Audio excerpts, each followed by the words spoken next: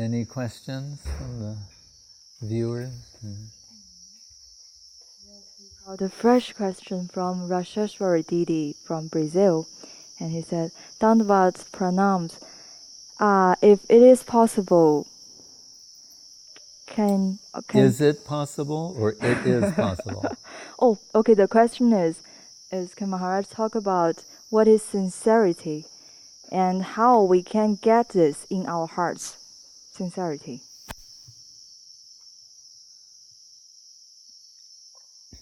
Well, what comes to mind is Srila Guru Maharaj defining sincerity as appreciation for the truth. And that sounds very simple, and it is, and it's also profound, because people can be sincere about so many things. Right? Like Guru Maharaj has mentioned, the mafia, they have some code that they follow. Right? So you can be a sincere member of that group, a sincere member of somebody. So that can't be real sincerity when it's applied to something less than the divine. So here, we use this term frequently. We're qualifying it as appreciation for the truth, and the truth, not some just abstract sense, but the truth is a person. Krishna is the supreme absolute truth, and as Srila Saraswati Thakur reminds us, not Krishna alone. Radha and Krishna constitute the supreme absolute truth. So then we could, if we go full circle, then we could say appreciation for them, Krishna and Karshna. And within this, it'll answer so many questions. And sometimes neophyte devotees, aspiring devotees, they'll wonder about what about other religious traditions or other theistic conceptions about divinity? And in a mood of generosity, we can give some recognition to them on the basis of this principle, appreciation for the truth. How, and then they'll be judged, their merit, their substance, on how, if we know that ultimately the supreme truth is Radha and Krishna, Guru, Gauranga, Radha, Govinda, then the degree or level of truth that's present or represented in another theistic system, we have a system for measuring that. We like the example Rupa Goswami is given, and Kaviraj Goswami is quoting that in Chaitanya Charitamritam, that when he's trying to make a particular point about the exclusiveness of Krishna conception. Guru Maharaj said, the goal is the most exclusive, the means is all-inclusive. Sarvadbhuta chamatkara lila kalola bharadi atulya madura prema mandita priya mandala tri jagan manasa karshi murali kalakujita asan manordva rupa sri vishmapidam characha. What is unique about Krishna? It says asamordva, means no one is equal in beauty and sweetness and charm to Krishna. So to give an extreme example, Rupa Goswami tells of when Krishna's hiding from the Braja Gopis and they see him from a distance. He's hidden in some kunja, but they can see him, so they start approaching him. And Krishna wants to tease them, play a trick on them. So when they arrive, he pushes out 2 more arms. And they are disappointed to discover that it is whom they thought was Krishna is not Krishna, but rather Narayan of Vaikuntha. And they cannot conceal their disappointment. Raga udaya kunchati. The udaya, it's crushed. They're crushed to find that it's not Krishna. So,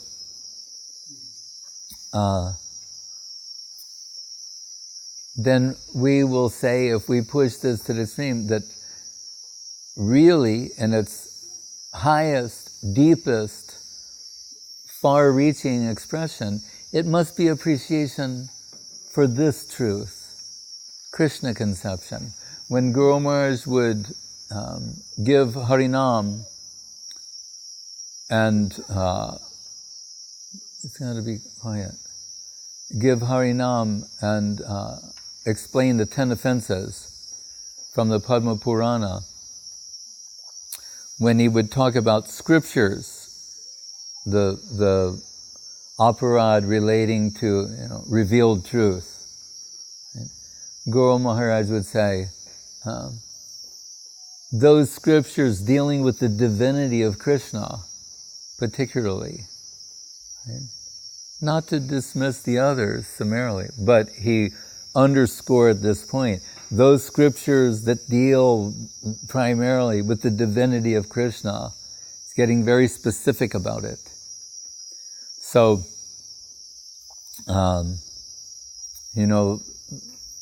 there's the general idea, appreciation for the truth, and then the gradation afterwards. Bahunam janmanam ante jnanavan mam prapadyate vasudeva sarvamiti samahatma sudurlabha. And it's mentioned in Bhagavad Gita that samahatma sudurlabha. It's very rare that someone, such a Mahatma, such a great soul, is very rare, who comes to the point of understanding what? Vasudev sarvamiti. This is, in Guru Maharaj's words, the first personal expression of divinity crossing out of the Saguna world, approaching the Nirguna plane. But it's not the Vaikuntha world proper, because no mention of Lakshmi Devi, this Vasudev Krishna. Then we will begin with Lakshmi, Narayan, and then in honor today, Sitaram of Ayodhya. Why this celebration is there, Deepavali. There's a very beautiful video of Srila Gurudev in Lakta in 2006, I think. And he's telling about this day. And he says first how he heard so many devoted souls are in the temple. His divine personality is on full display here, and all his sweetness, and he's just oozing love and affection for everyone. And he said, I heard so many devoted souls have assembled here, and I cannot remain in a cage. Immediately, in one sentence, he's captured everyone, praised them, and also made them feel something for him. I can't remain in a cage.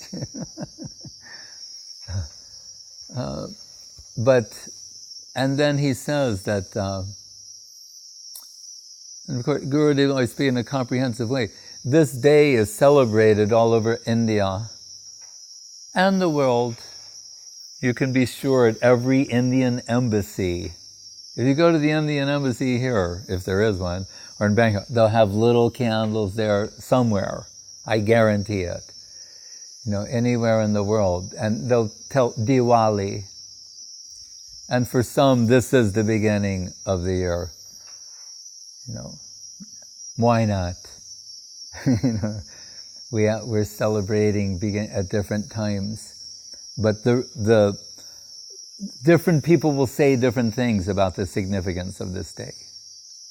But as Gurudev said, Deepavali in Sanskrit, Diwali is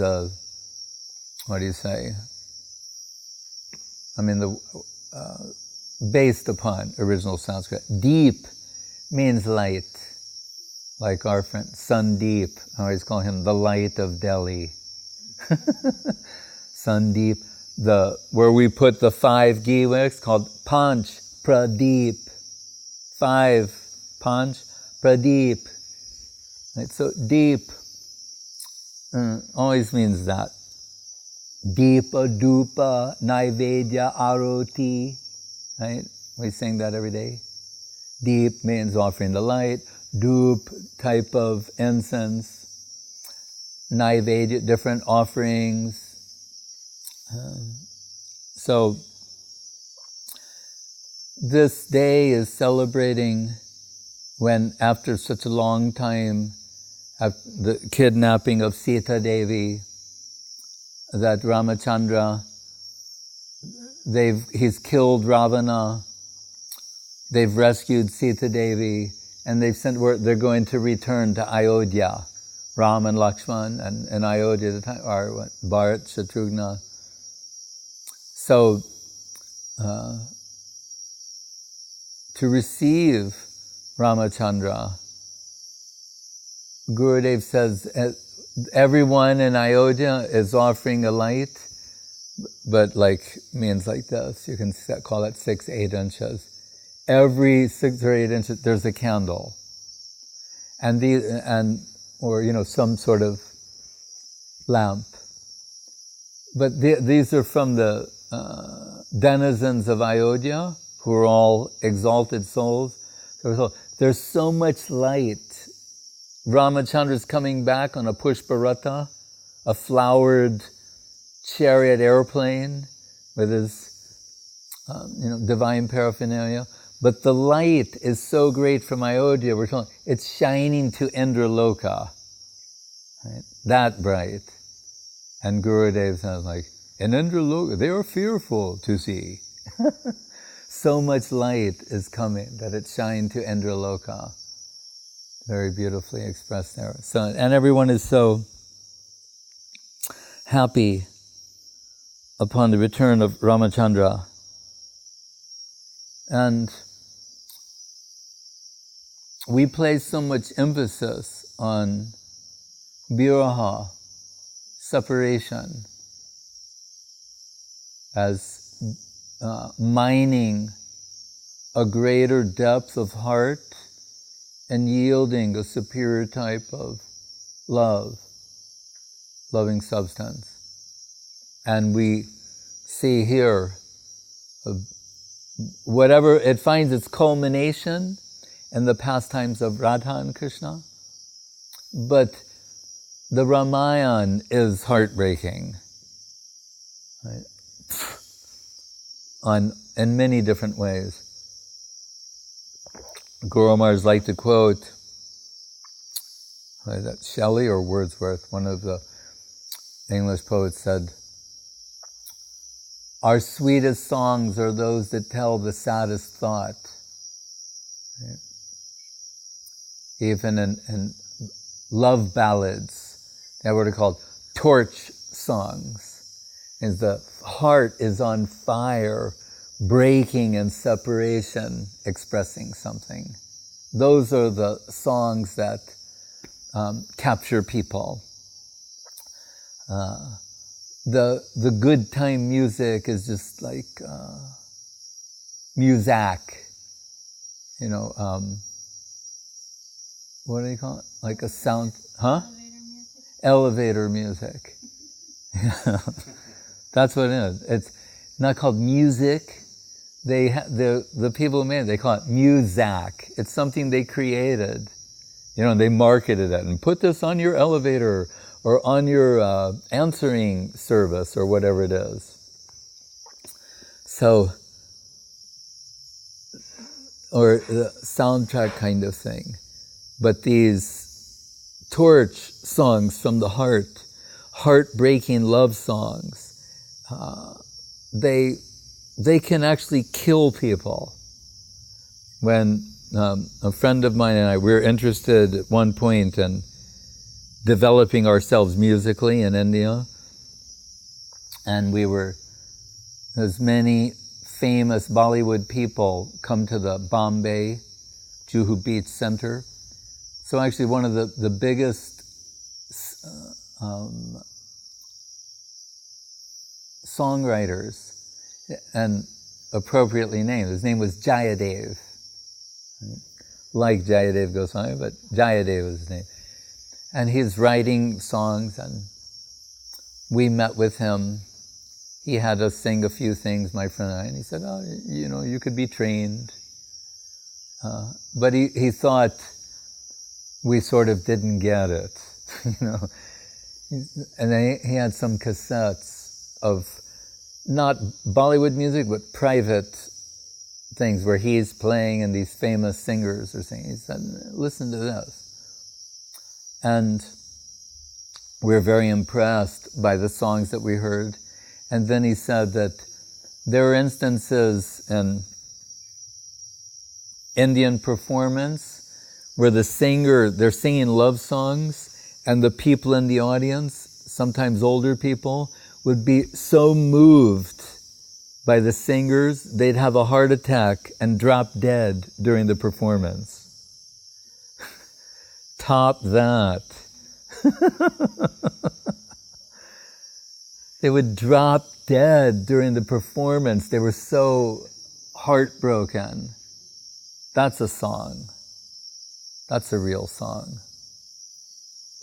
The other day, when we're observing the disappearance of Narottam Thakur, saying, Yani lo prema dana, karuna prachur.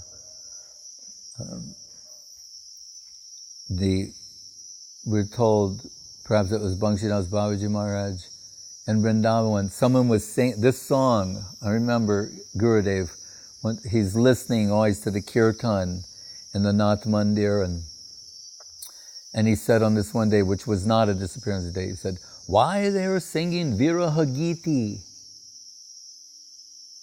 That's a particular melody. We're told, we know, there's the morning tune. There are different tunes here for different songs and that are appropriate. So everybody should try and learn them. They're actually pretty simple. I listen. For the most part, everyone's doing a good job. But try and listen carefully to those melodies. Anyway, we know the Viraha Gita.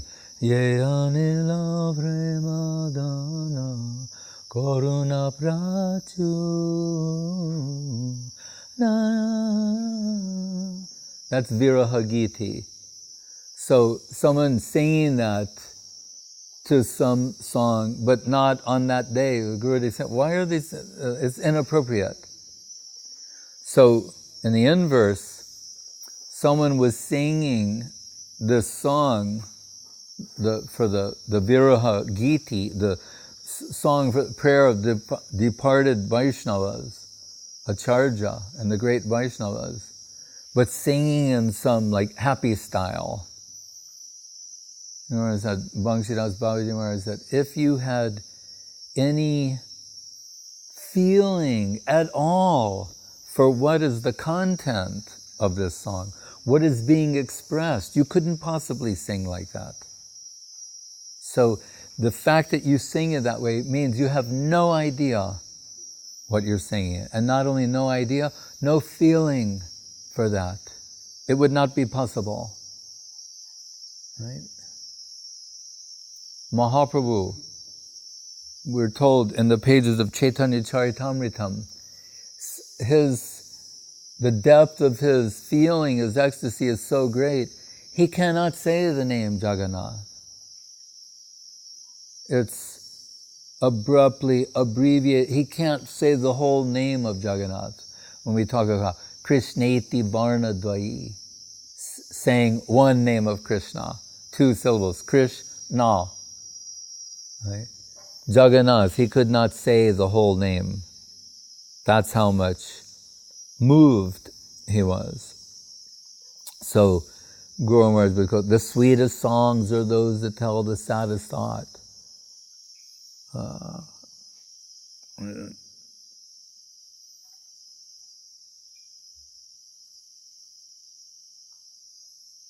Bahe Vishajala hoy, Bitare Anandamoy, Krishna Premer Adbhuta Charit, Pidabir Navakalakuta Katuta Garbhasya Nirvasano.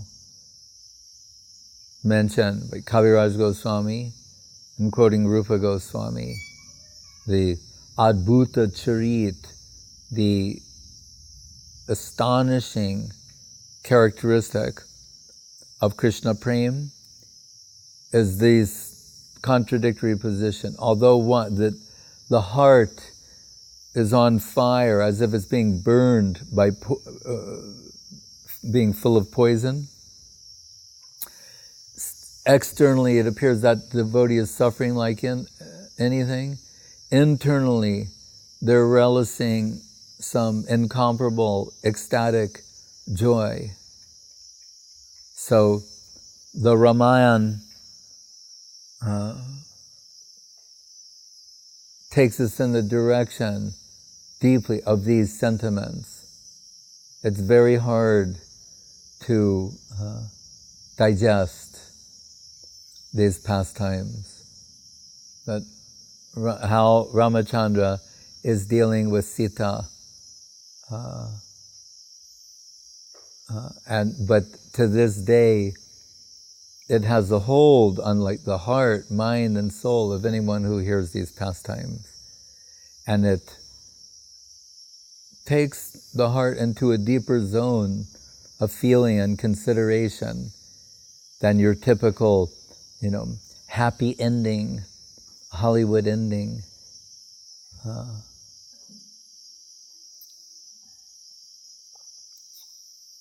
That ultimately, there is.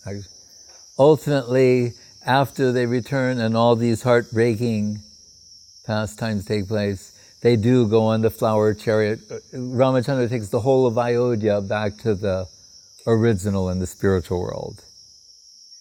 But before that, look, what to speak of what happens later, when Mahaprabhu is traveling in South India, he meets one Ram Bhakta whose heart is broken just at the thought that Ramachandra could kidnap Sita. What to speak of everything that happens after that? He cannot digest this. So what sort of devotion he has. He knows it's in the scriptures, he knows these are divine pastimes. Still, something inside of him cannot accept this. And Mahaprabhu, what does he find in the Kurma Purana? That's right. The Kurma Purana reveals that actually by divine power of Yoga Maya, a Maya Sita is generated. Right? Just as Vishwanath Chakrabarti Thakur points out, to deal with different problems that arise when considering the pastimes of Krishna and the Braja Gopis. In some instances, Yoga Maya is manifesting, say, duplicate forms of the gopis to be at home, while the actual gopis are with Krishna. Some other form, duplicate representation of them remains with their families. And then they become absorbed. It's very complex and interesting to how all these things happen. So in this instance, and Guru Maharaj summarized it by saying, Ravana, just for the Nam Rupa Guna Lila of Krishna, Vaikuntha Nama Grahanam, it has to have a spiritual quality or characteristic, otherwise it's something mundane. So Guru Maharaj makes the point that Ramachandra he can't see the form of Sita, what to speak of touch her. And he has no such capacity. She's Chinmoy. Right? So all he can see or observe is a mundane representation of her. So that Maya Sita is taken to Ayodhya. To Sri Lanka. And so Mahaprabhu, this is interesting as well, he takes that page from the Kurma Purana and delivers it to that Brahmin to bring some relief to his heart. Right? Anyway, this is the joyous occasion part, the killing of Ravana and the return of Ramachandra, Sita, and their entourage to Ayodhya. It's also mentioned by Vishwanath Chakrabarti Thakur, his commentaries on the 10th canto. This is the day that the pastime of Damodar took place, of Mother Yasoda binding Krishna. He says it took place on the Deepavali. That means today. So, from any way we look at it, it's very auspicious, very wonderful. What does it say? Namam Ishwaram Sachidananda Rupam Lasat Kundalam Gokule Brajamanam Yashoda Bioluka Ladavamanam Paramrishtam Hatyan Tato Drutya Gopya. That Krishna, he's trying to run away from Yashoda. Right? Kunti says, Gopyadade Toi Kutaga Siddhamatavad Yate Dushashu Kalilanjana Sambramaksham. That she's meditating on this pastime. That now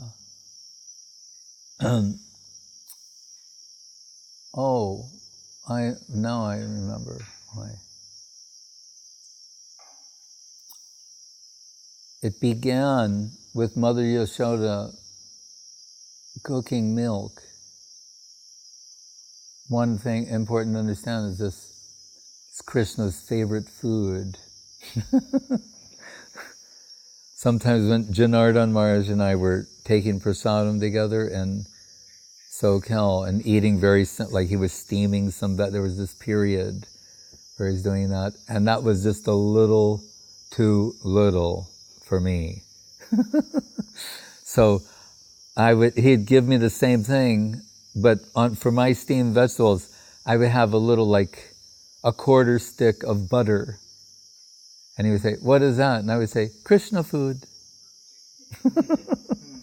I'd say, with mine, I'm going to have some Krishna food. I didn't say it was butter, I just said Krishna food. He said, I can't eat Krishna food now because of my condition. But he did remind the devotees there that he's Govinda, not Soy-vinda. Govinda, not Soy-vinda. So Krishna, we know, Go Brahmana Hitaya Cha, Namo Brahmana Devaya, Go Brahmana Hitaya Cha, Jagaditaya Krishnaya, Govindaya, Namo Namaha.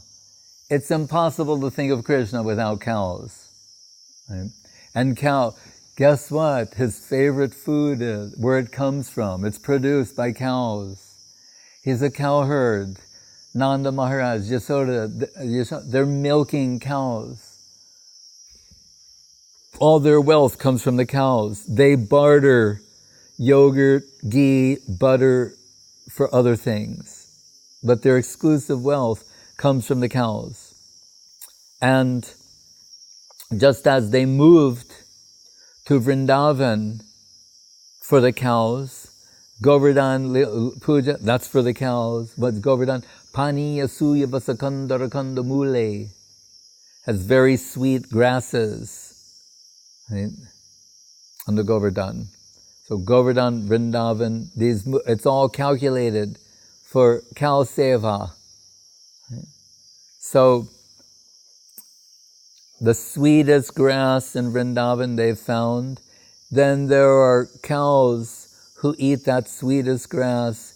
There's a system by which the milk that ultimately is given to Yashoda for Krishna is extraordinary. Described somewhere, Padma Gandago, the cow whose Padma Ganda, the milk has the fragrance of a lotus flower. Right? Just like if bees, and they train them to like take nectar from certain flowers, so you can have jasmine flavored honey or some other type by getting the bees to only take nectar from certain flowers. So this is something very extraordinary. These cows. So the milk that Mother Yashoda has, we can imagine. It's the best milk there is in all time, space, circumstances. Right? This divine Chinmoy substance. That's what's on the stove cooking. And Krishna is, Mother Yashoda was churning some butter, and Krishna came over. This is Krishna, like Damodar, he's at a very young age. Came over and he grabbed the churning rod, so it stopped. And you're sort of saying, oh, my son, he's very intelligent. That was Krishna's way of letting, I want to suck my mother's breast. So he stopped the churning rod, she put him on her lap, Krishna's sucking his mother's breast. Aho bhagyam nanda gopa brajokasam, but another one. Nanda kim akarod brahman sreya eva mahodayam. Nanda kim yashalinde param brahma. How Raghupati Upadhyay is saying how fortunate Nanda Maharaj is to have Krishna calling in ahang iha nandam bande. I'm going to worship Nanda Maharaj. He's got Krishna crawling in his courtyard. But in the Bhagavatams it's mentioned, Nanda kim akarod brahman sreya eva mahodayam yashodava mahabhaga. But even greater fortunate position is that of Yashoda. Papo yasyastanam hari. Krishna's sucking his mother's breast milk.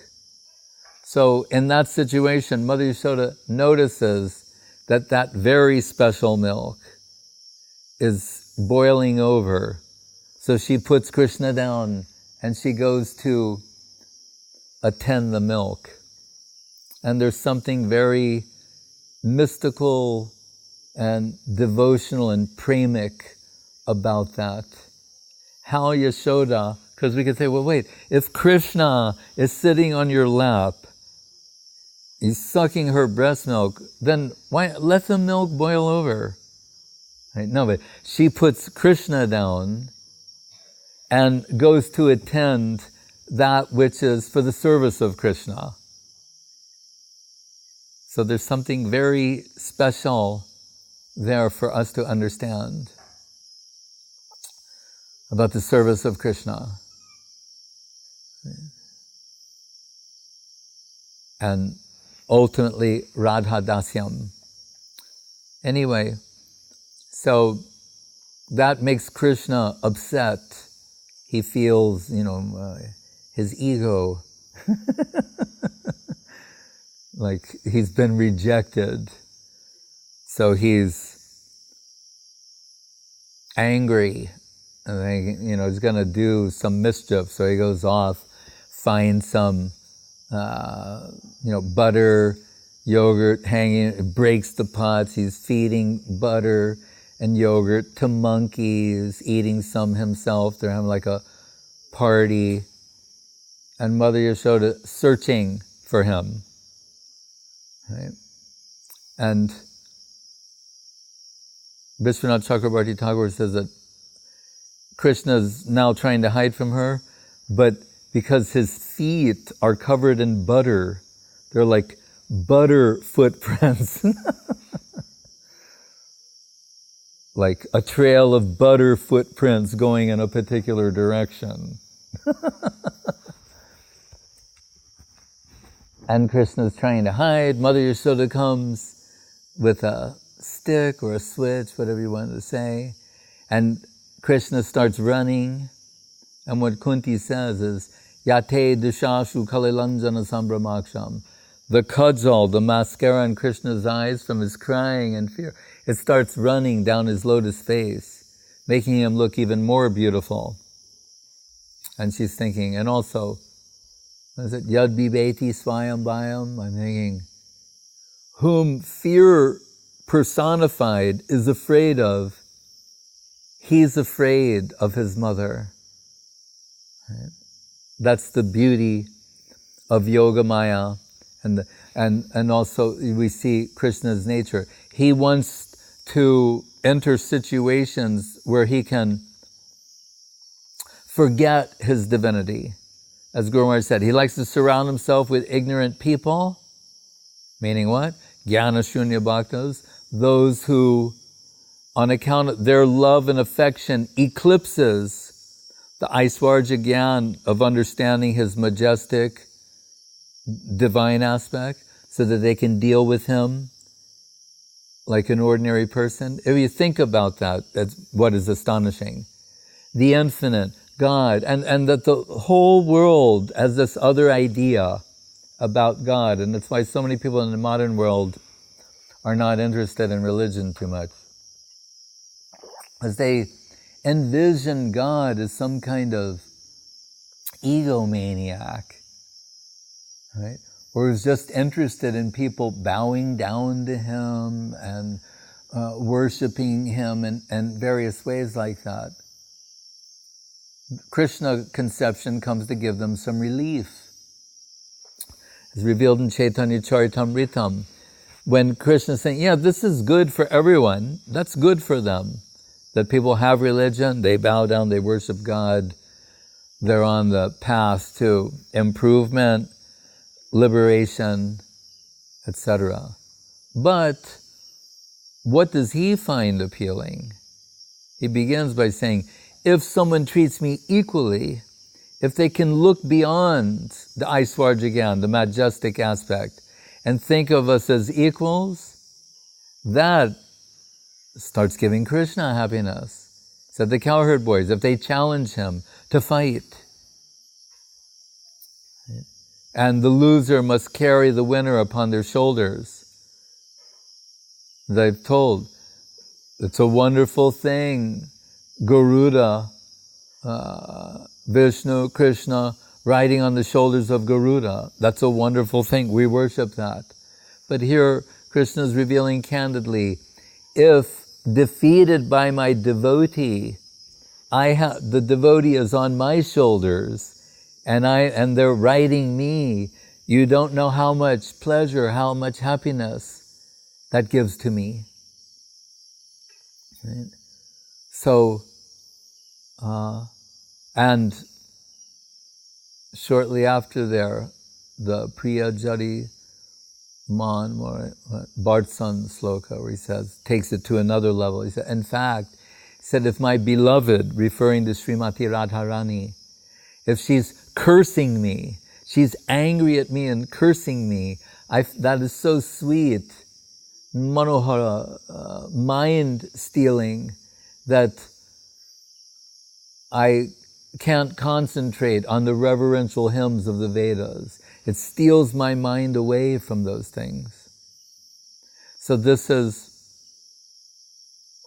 how Krishna plays, what brings joy to him. So Yashoda, she thought for his own benefit and to protect him, to stop him from getting into trouble, right? Reality is for itself and by itself. What would Hegel say about that? Right? He can comprehend that reality is for itself and by itself. But he cannot comprehend that reality, the supreme reality, is beautiful, sweet, and charming, and has a mother who's looking out for the welfare of the supreme reality. That's too much. Muhyanti yatsuraya. Even the gods are bewildered, trying to fathom, to digest, to get their heads around it. Brahma to get his 4 heads around the aprakrita lila of Krishna. Right?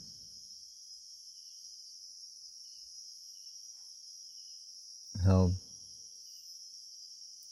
she binds Krishna. And she's thinking, no matter how much rope I use, I'm duyangli, 2 fingers too short, and I don't see his waist getting any bigger. Right? Earlier, when she had looked in his mouth, and she saw the universes, the universal form and all the universes, when she looked in his mouth, she could see down in his abdomen. That's where everything was. She's thinking, now, no matter how much rope I put together, I don't see it getting any bigger, but I'm always short. Then, bound by the prem of Mother Yasoda, her love and affection, he consents to be bound and tied to the grinding mortar. And she thinks, now he's safe. Then what happens?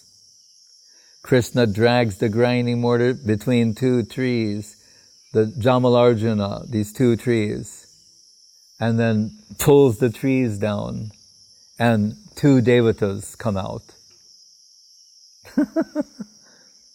And what are all the inhabitants in Vrindavan thinking? Like, they think that Nanda Maharaj must be incredibly pious, because just about every time something bad is going to happen to his child, the gods protect him. And the elderly gopis are coming, and they're taking cow dung and putting tilak on Krishna. And they're like, Lalate Keshavam Dai. There's imagine these older gopis around. They've got cow tails, and they're chanting mantras, and they're trying to protect Krishna for the future. Now, if some sadhu comes to the house of Yashoda, she's taking the dust from the feet of the sadhu and putting it on Krishna's head. Like Gurudev said that Pishima, in her final days, Swami Maharaj's sister, let's say she was in a divine state of madness. He said she started throwing Ganga Jal on the Vaishnavas. Not something you would normally do. But anyway, so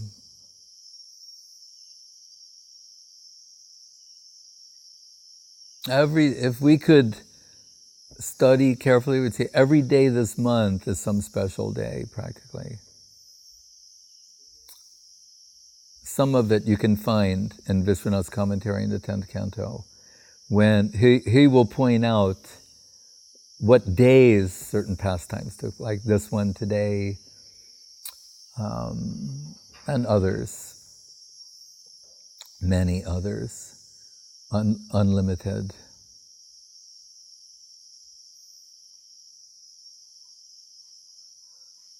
Hare Krishna. Any other question? Was there a question? Oh, yeah. Another question is about the attachment to Vaishnavas, because we are told that Vaishnavas are everything for us, so we are encouraged to develop this attachment. Yeah. So is it a general idea to attach to their qualities and the mood, or we can develop a personal relationship like friends and things? All of the above. It's all possible. I observed Srila Guru Maharaj and Srila Gurudev in their interaction. And after some time, I saw that they were friends. although Guru Maharaj was the Guru, Gurudev was his disciple, I thought, and I even expressed it, I said, oh, really, you're more like friends, because after so many years, at that time, 35 years, and Guru Maharaj explained to me, he said, that all those relationships are possible. He said, not the Madhura Rasa, but talking particularly about Dasya, Sakya, and Vatsalya. Sakya, the friendship, and Vatsalya, where sometimes even the disciples, they're, parenting the Guru. We saw that with Gurudev. Sometimes his disciples are treating him, caring for him like a child. So, the Vaishnavas are everything to it. That's Guru, but Guru Vaishnava. We're reminded by Srila Guru Maharaj, when the Vaishnavas meet each other, and they say, how are you? Right? As I told before, sometimes when I would ask Mangal Maharaj, how are you? He would say, I don't know.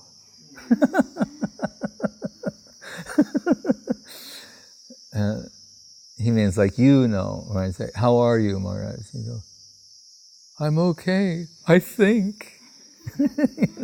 He never, he's because he knows, but Guru Maharaj said, the Vaishnavas, when they say, how are you? I forget the Bengali, the Bangla, but they say, as you keep me. They put it back to the Vaishnava, you know how I am. As you are conceiving of me, that is how I am. That's why we have to be very careful in our relationship with the Vaishnavas, because it's not just a clever repartee, but it's true how they think of it. That's how well we're doing, is how the Vaishnavas think of us, and particularly the higher Vaishnavas. So,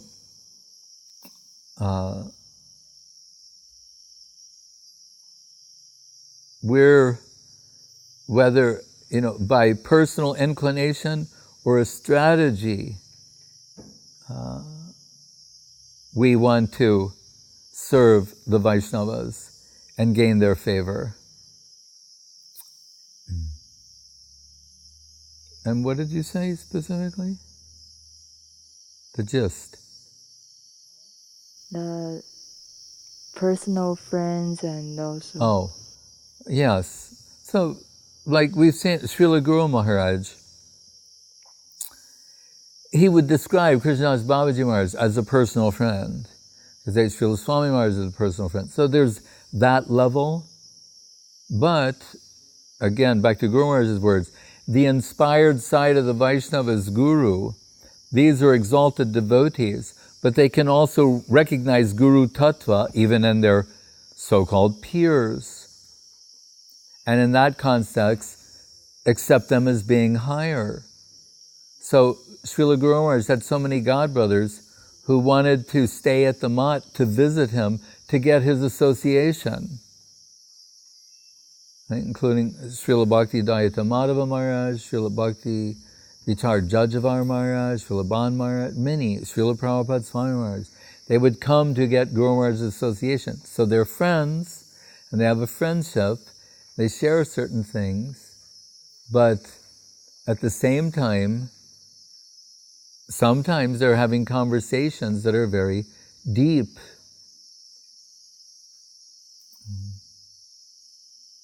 In the, Guru zone, Guru Tattva, Vastava Vastu, deep conceptions of reality.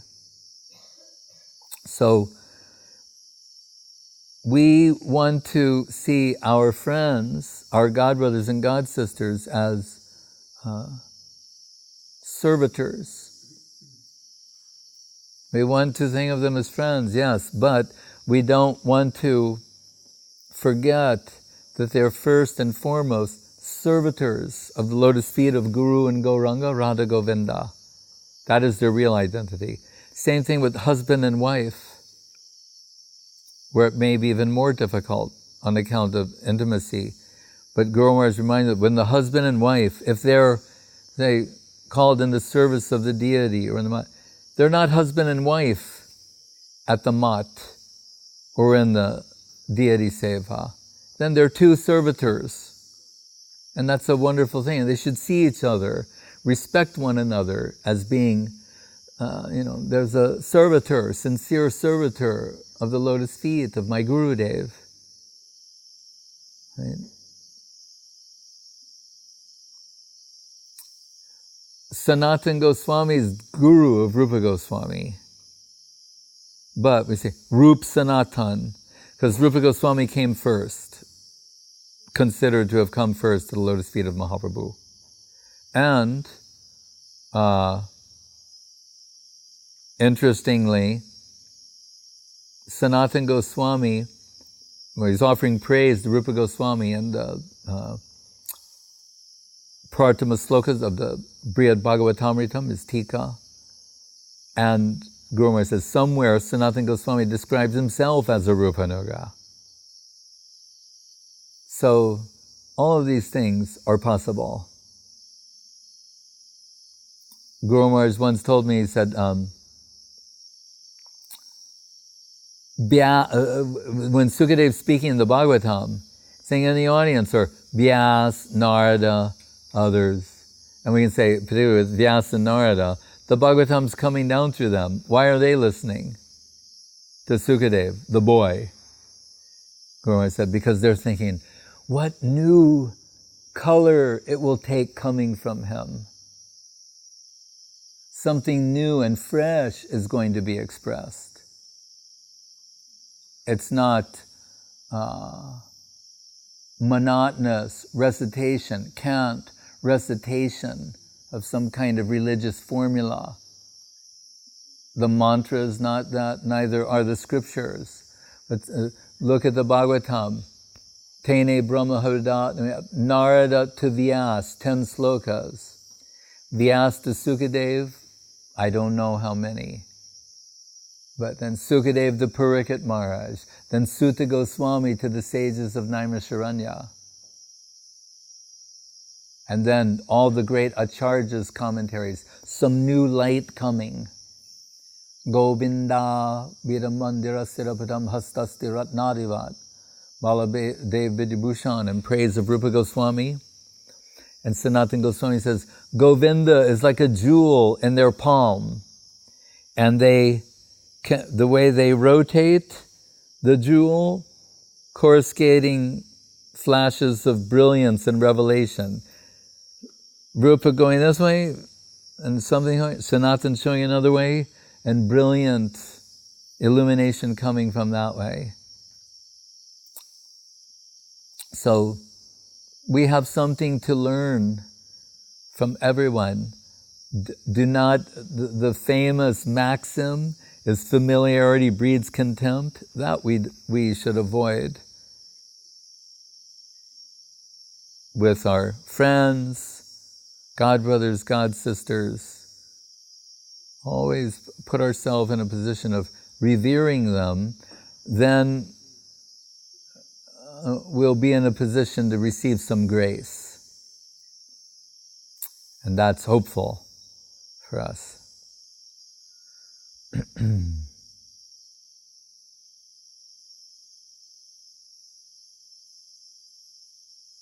When Babaji Maharaj had some fondness for Sahajiya Kirtan, it was not approved by Guru Maharaj, and once staying at the Mat, he was visiting them during this particular festival time, and so Guru Maharaj ousted him from his Mat.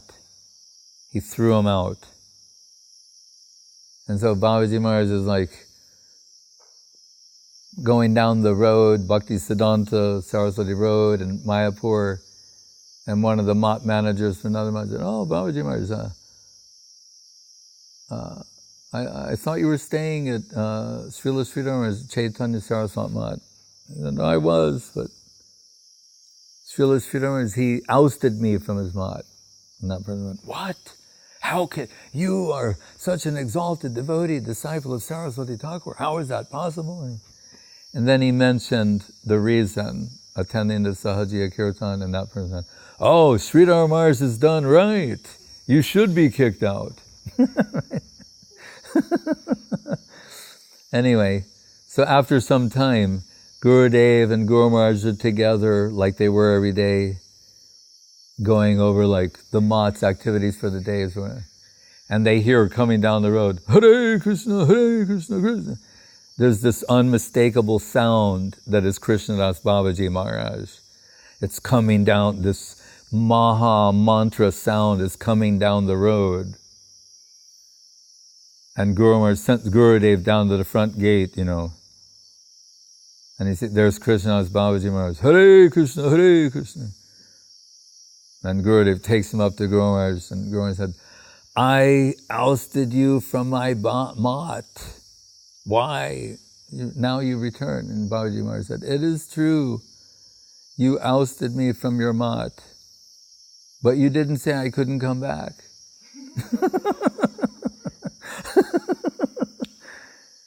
And then Guru Maharaj's heart melted, and all right, embraced again. That's also possible.